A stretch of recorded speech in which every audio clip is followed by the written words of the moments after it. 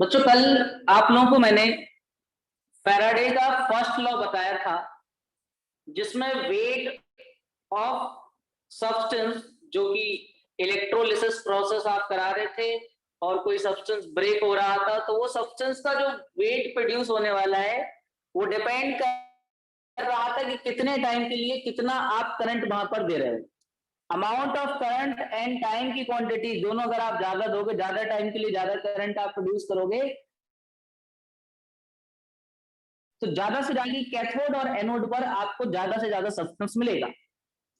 तो बच्चों एक नोट लिख लेना आप लोग कि बेटा जो मैंने आपको फॉर्मूला बताया था ना, W equal to Z I T, ठीक है। तो बेटा आप एक और ये बात और लिख लेना कि W इक्वल टू ये नोट लिख लेना बच्चों, ई आई टी अपॉन 96500। एक फॉर्मूला ये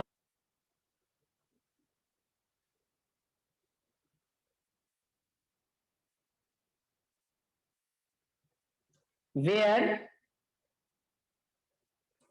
Z को हम लोगों ने E अपॉन 96500 माना हुआ है। बच्चों यहां पर E क्या है बेटा? E है आपके पास इक्विवेलेंट वेट, ठीक है। E आपके पास बेटा इक्विवेलेंट वेट है, या आप इक्विवेलेंस कह सकते हो उसको। E तो ये भी हो सकता है कि अगर बिल्कुल बेसिक टाइप का एक न्यूमेरिकल आपको देना हो और इक्विवेलेंस का वैल्यू आपको दे दे, और फिर अगर आपसे वेट पूछ ले कि कितना प्रोड्यूस हो रहा है, तो हो सकता है आप कैलकुलेट ना कर पाए। तो ये आप फॉर्मूला अगर डायरेक्टली अप्लाई कर दोगे, आपका आंसर आ जाएगा।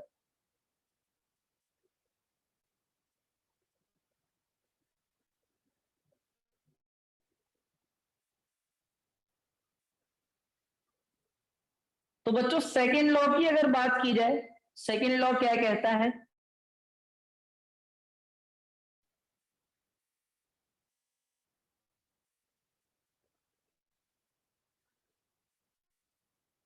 बच्चों सेकेंड लॉ ये बोलता है कि अगर आप इलेक्ट्रोलिसिस का प्रोसेस करा रहे हो अलग अलग सब्सटेंस का, और उन सब्सटेंस को आपने एक सीरीज के तरीके से कनेक्ट कर रखा है उन इलेक्ट्रोलिटिक सेल्स को, तो बेटा जो उनका वेट होगा और इक्विवेलेंट वेट होगा, उनका जो रेशियो होगा वो आपस में सेम आएगा। आप ऐसे समझिए, पहले आप लिख लीजिए इस लॉ को, फिर मैं आपको डायग्राम के थ्रू समझाता हूं। लिख लीजिए कि when equal charge is passed through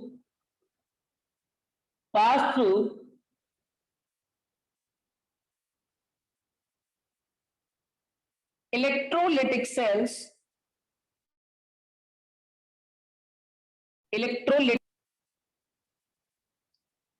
which are connected in series। बच्चों आपको पता होगा कि सीरीज में करंट सेम होता है। which are connected in series,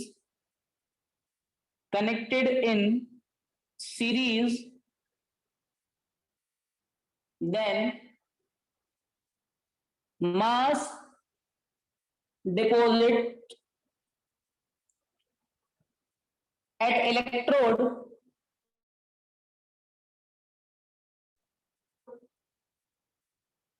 will be in the ratio of their electrochemical equivalent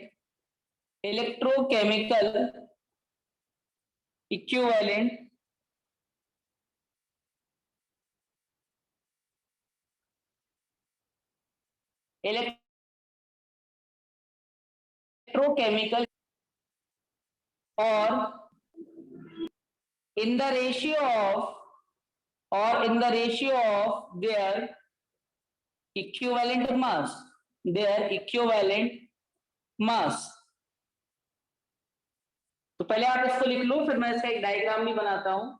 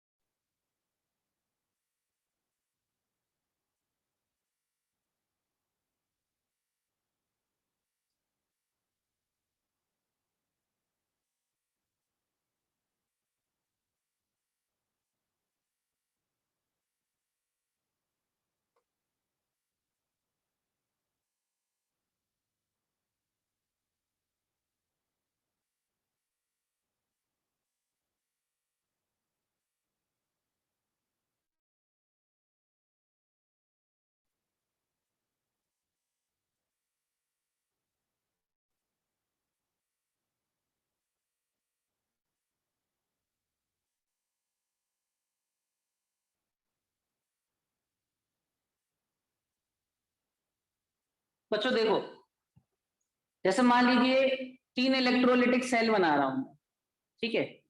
पहला सेल ये हो गया,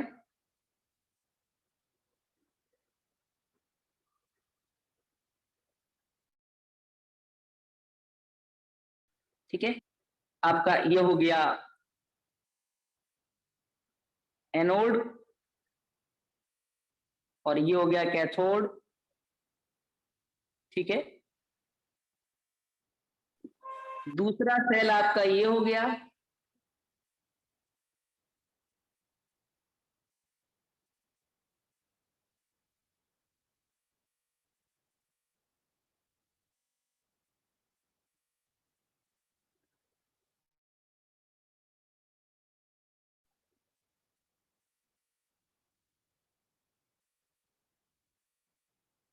ये आपका कैथोड हो गया, ठीक है। और तीसरा सेल आपका ये हो गया। और इन तीनों सेल्स को बेटा आपने कनेक्ट कर दिया किसी सीरीज में, ठीक है। इसका भी एक एनोड एक कैथोड,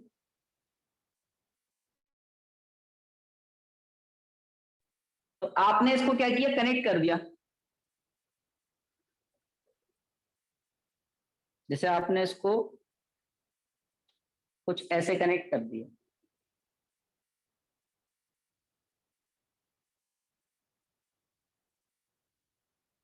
और इनको आपस में आपने कनेक्ट कर रखा है।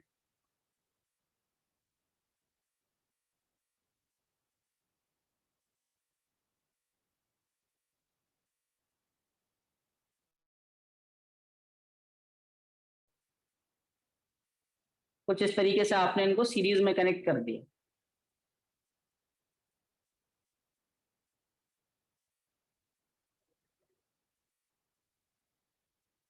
ये ठीक है। मान लीजिए एक के अंदर जो सॉल्यूशन भरा पड़ा था, ये मान लीजिए CuSO4 का था। दूसरे के अंदर जो सॉल्यूशन भरा पड़ा था वो सिल्वर नाइट्रेट का था। और तीसरे में जो बेटा सॉल्यूशन भरा पड़ा था वो, ठीक है।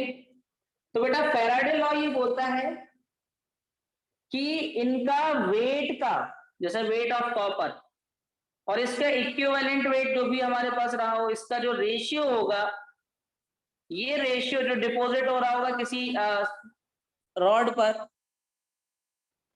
ये रेशियो बेटा आपका आएगा सभी में सेम। जितने भी सेल कनेक्टेड होंगे सभी का जो रेशियो आएगा वो सभी का रेशियो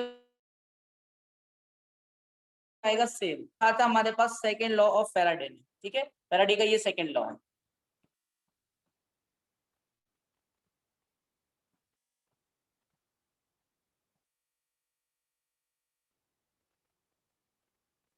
लिख लो बेटा इसको।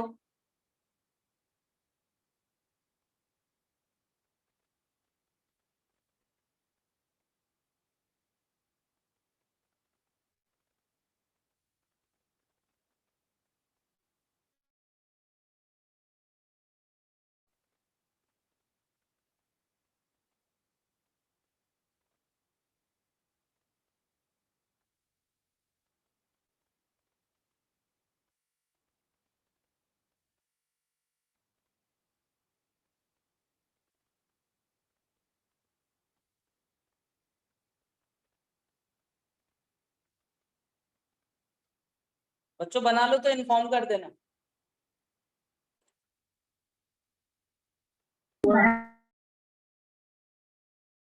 बन गया sir.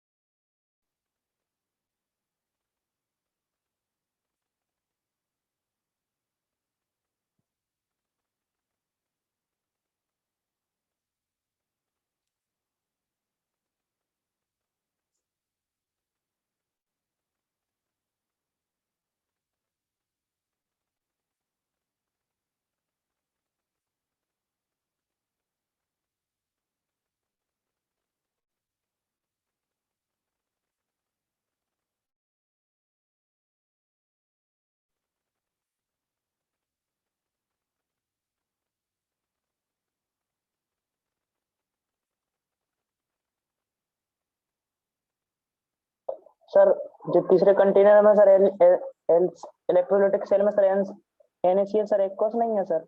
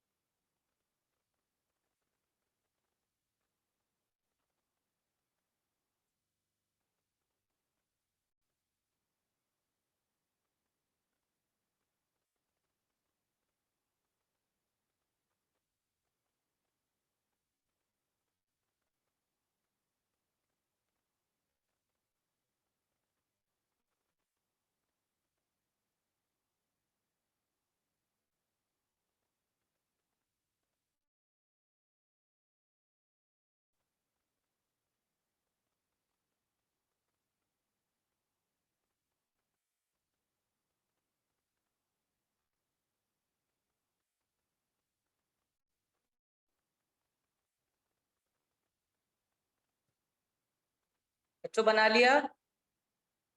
Yes, sir. Yes, sir.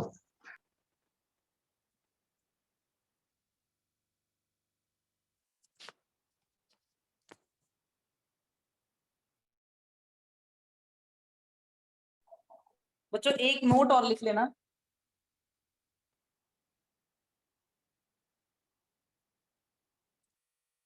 बेटा ये जो मेटल डिपॉजिट होता है, मान लीजिए ये आपके पास आपने इलेक्ट्रोड लिया हुआ था, इसके ऊपर जो है एक मेटल डिपॉजिट हो गया चारों तरफ।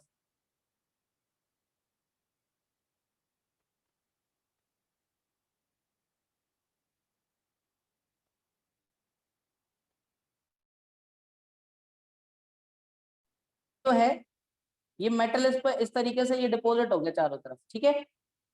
मान लीजिए इसकी जो थिकनेस थी वो थिकनेस थी टी थिकनेस का। तो बेटा और इसकी जो क्रॉस सेक्शनल एरिया था, इसका क्रॉस सेक्शनल एरिया जो था, क्रॉस सेक्शनल एरिया में मान के चल रहा हूं A, ठीक है। और इस सब्सटेंस की डेंसिटी जो थी वो थी D। तो बेटा ये thickness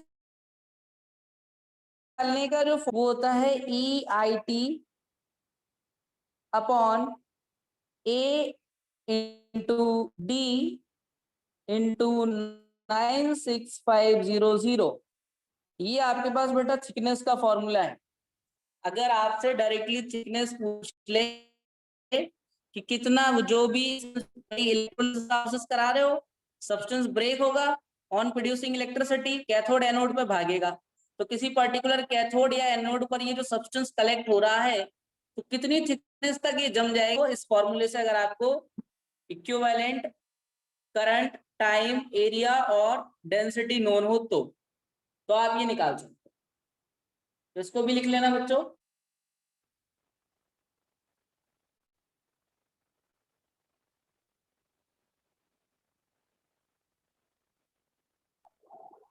hello sir.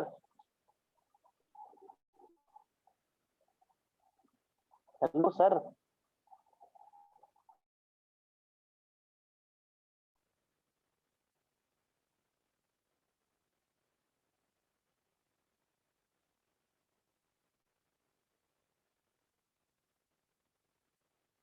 Next heading लिखिए बच्चों,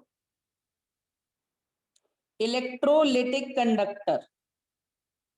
इलेक्ट्रोलिटिक कंडक्टर। बच्चों आपको पता है कि कंडक्टिंग बॉडीज उन बॉडीज को कहा जाता है जहां से चार्ज का फ्लो पॉसिबल हो। तो इलेक्ट्रोलिटिक नंबर दो टाइप के पढ़ना पड़ते हैं। पहला जो है वो है बेटा metallic conductor,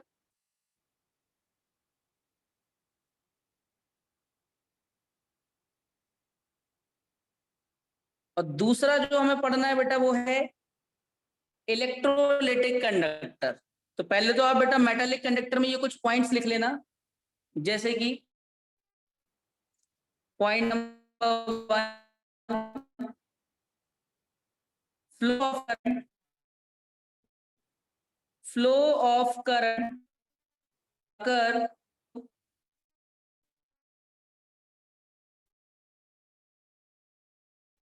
flow of electron due to flow electron. दूसरा पॉइंट लिख लेना बेटा कि no chemical decomposition of substance, no chemical decomposition of substance takes place by passing electricity, ये दोनों पॉइंट लिखो और मैं पॉइंट लिखा रहा हूं मैं इसके।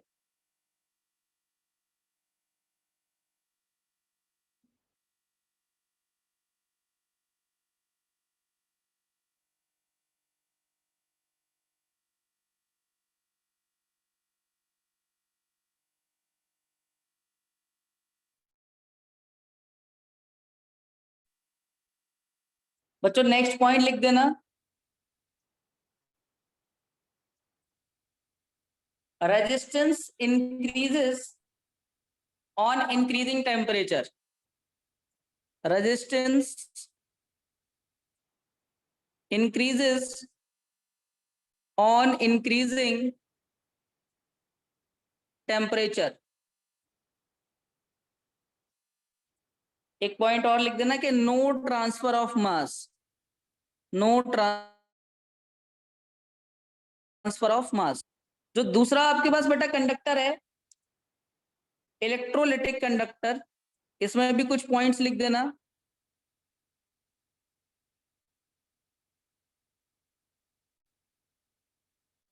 इसमें लिख देना बेटा फर्स्ट पॉइंट तो ये लिख देना कि flow of current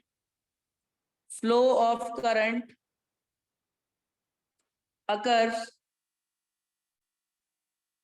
due to flow of ions। Second point लिख देना बेटा, chemical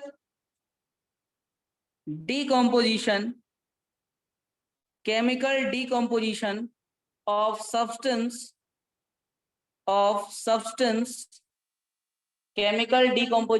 substance takes place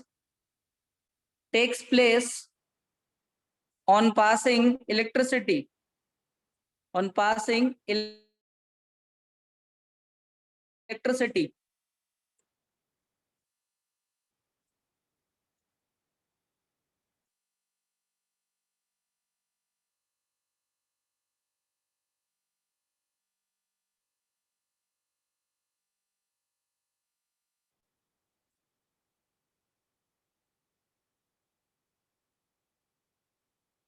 sir इससे पहले वाला पेज एक और दिखाना पॉइंट सर, लिख एक देना मिनट के लिए। बेटा कि रेजिस्टेंस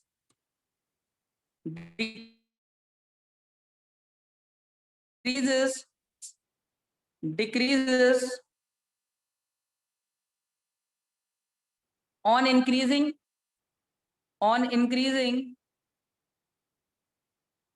temperature। और एक पॉइंट और लिख देना बेटा कि हाई रेजिस्टेंस जनरली। तो ये आप कंपैरिजन लिख सकते हो कि एक में करंट किसकी वजह से आ रहा है, दूसरे में करंट किसकी वजह से आ रहा है, मास का होता है, कहाँ पर नहीं होता है, कहाँ पर केमिकल डिकम्पोजिशन होता है या नहीं होता है, रेजिस्टेंस बढ़ेगा टेम्परेचर बढ़ाने पर या कम करने पर। तो ये तो हो गए कंडक्टर। कुछ और टर्म्स हैं बेटा जैसे कि रेजिस्टेंस, कंडक्टेंस और रेजिस्टिविटी, कंडक्टिविटी, ये टर्म्स के भी बेटा मीनिंग आपको पता होना चाहिए इन इलेक्ट्रोलिटिक सेल में। तो मैं सारे टर्म्स की आपको बेसिक डेफिनेशन लिखवा दे रहा कि जो बार बार अगर वो यूज में आएंगे तो आपको उनकी meaning. Sir sir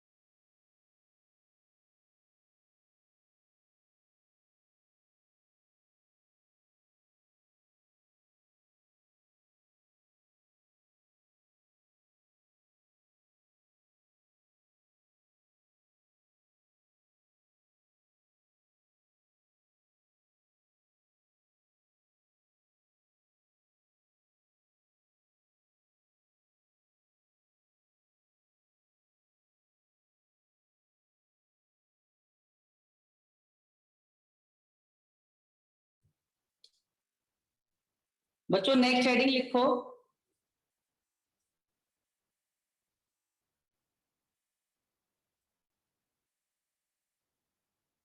next heading लिखो बेटा, general term related to electrolytic cell.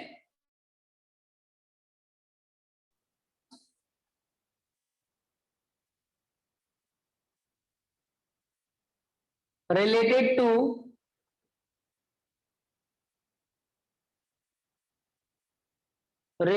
to electrolytic cell।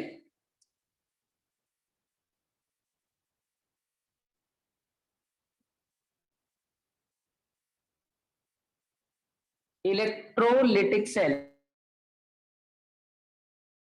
बच्चों से पहली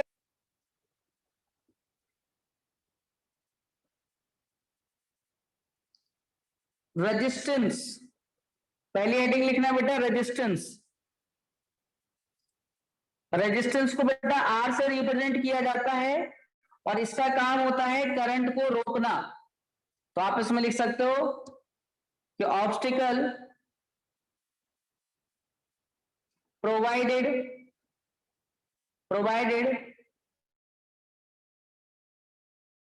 in the flow of ions। इसका बेटा जो यूनिट है वो है ओम, और ओम को बेटा हम लोग कुछ इस तरीके से लिखते हैं, कई सारी बुक्स में ऐसा बना होगा, ठीक है, तो आप ऐसा भी बना दोगे तो भी चलेगा।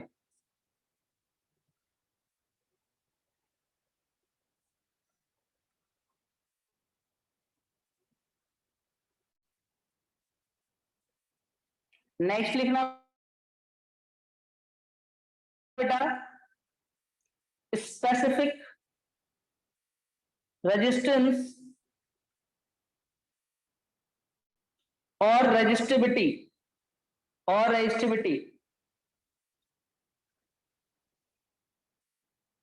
तो बेटा डायरेक्टली आप इसमें ये लिख देना कि रेजिस्टिविटी बेटा जो है वो एक मटेरियल की निकलती है, इंटेंसिव प्रॉपर्टी होती है किसी भी सब। और रेजिस्टिविटी के लिए बेटा डायरेक्टली आप फॉर्मूला लिख देना कि रेजिस्टिविटी जो है एक इंटेंसिव प्रॉपर्टी है ऑफ अ सब्सटेंस, और हर एक सब्सटेंस के लिए बेटा ये कांस्टेंट होती है।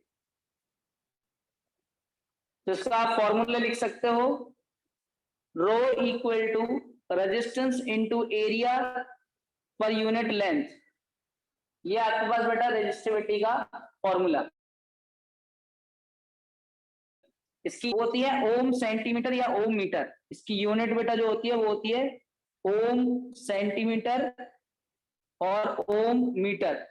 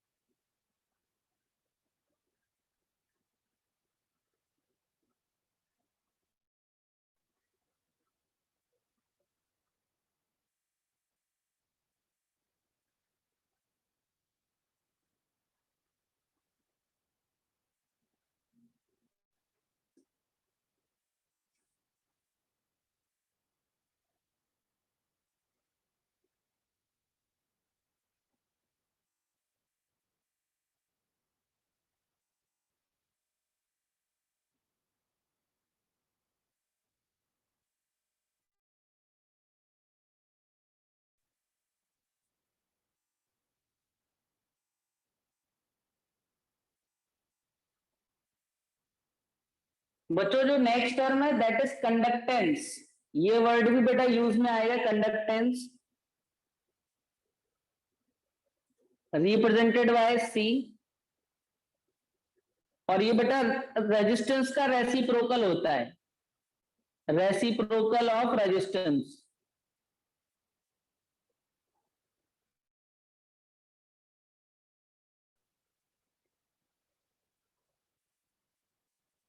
मतलब कोई सब्सटेंस में करंट कितना इजीनेस के साथ भाग सकता है, that is known as conductance. क्योंकि रेजिस्टेंस का जो काम है वो रोकना है और ये उसका जस्ट उल्टा है, यानी रेजिस्टेंस बढ़ेगा तो कंडक्टेंस कम होगा, अगर रेजिस्टेंस कम होगा तो कंडक्टेंस बढ़ेगा।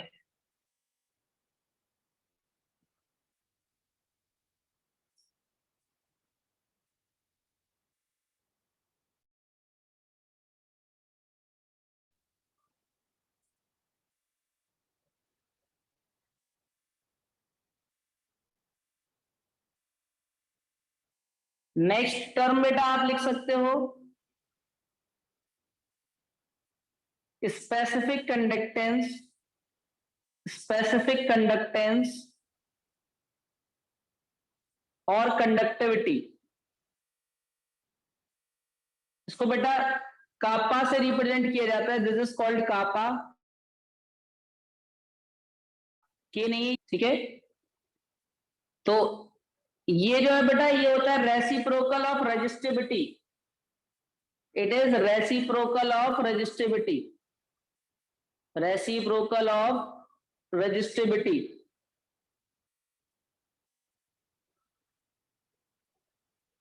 तो आप बोल सकते हो कपा इक्वल टू 1/रो, रो आपके पास रेजिस्टिविटी है, इसको रो पढ़ते बेटा रो, ठीक है।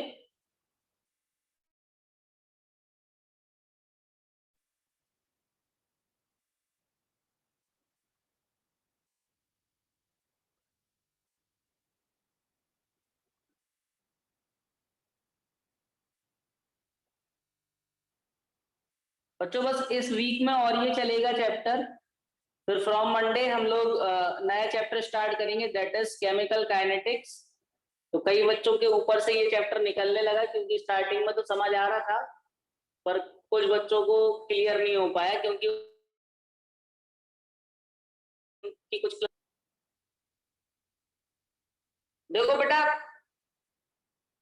अब जब मैं नया चैप्टर स्टार्ट करूंगा ना तो आप एक काम जरूर करते जाया करो कि जिस दिन मैं जो पढ़ाऊं उसको उसी दिन आप प्रिपेयर कर लो, नहीं तो यही होगा कि फिर चीजें की पीछे की चीजें मिसमैच हो जाती हैं आपकी और आपको आगे का समझ में आना फिर बंद हो जाता।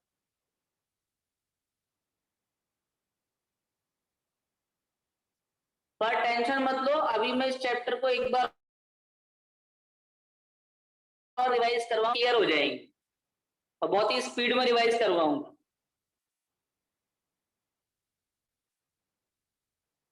दो तीन दिन में ही आपको ये चैप्टर पूरा समझ में आ जाएगा। जिन बच्चों को कोई भी दिक्कत हो रही है परेशान मत हो, अभी मैं एक और चीज पे वर्क कर रहा हूं तो उससे आपको ये चैप्टर पूरी तरह क्लियर हो जाएगा।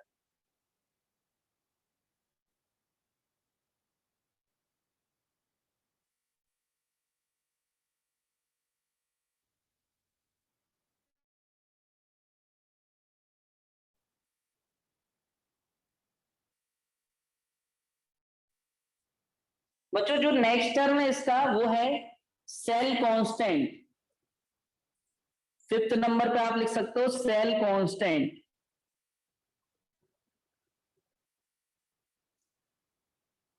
सेल कांस्टेंट बेटा ये रेशियो होता है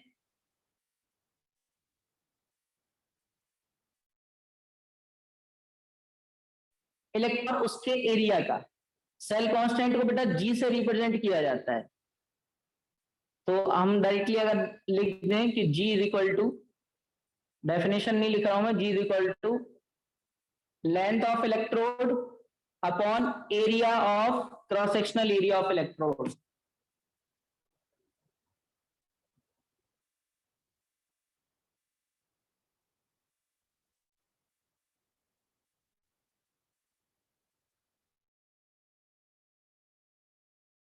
एक और मोलर कंडक्टिविटी, ये इंपॉर्टेंट है, मोलर कंडक्टिविटी।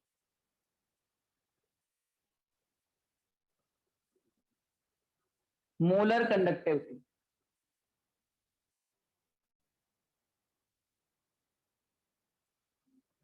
बच्चों इसको लैम्डा, ये वाला लैम्डा बेटा, एक लैम्डा ये बनाया आपने, इस तरीके का उल्टा वी बनाना है, इसको भी अब आप बोलोगे lambda.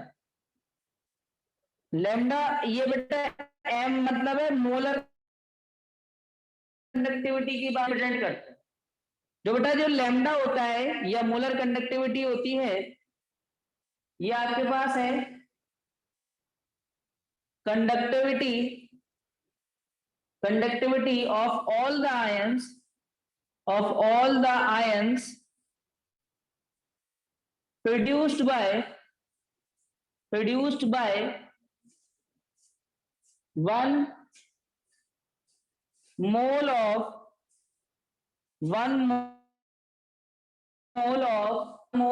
the electrolyte, 1 mole of the electrolyte। तो किसी इलेक्ट्रोलाइट के 1 मोल से जो भी आयंस प्रोड्यूस हुए हैं, उनकी जो कंडक्टिविटी होगी that is known as molar conductivity. And molar conductivity is conductivity into volume. ये कापा जो है बेटा वो है कंडक्टिविटी, और वी वॉल्यूम का याद रखना मिलीलीटर में रखोगे आप, ठीक है। वॉल्यूम किसका बेटा? 1 मोल ऑफ इलेक्ट्रोलाइट का, 1 मोल ऑफ इलेक्ट्रोलाइट का वॉल्यूम। तो ये आपके पास हो गया बेटा मोलर कंडक्टिविटी, ठीक है। इसमें एक और कंडक्टिविटी होती है बेटा इक्विवेलेंट कंडक्टिविटी। तो हम लोग कल की क्लास में सीखेंगे कि इक्विवेलेंट कंडक्टिविटी और मोलर कंडक्टिविटी में क्या रिलेशन होता है, क्या होती है, और इसके बेसिस पर क्या कोलराउस लॉ आया है, ठीक है। बस कोलराउस लॉ इसका लास्ट टॉपिक है इस चैप्टर का, तो आपका ये चैप्टर कंप्लीट हो जाएगा। तो आप इसको नोट कर लीजिए।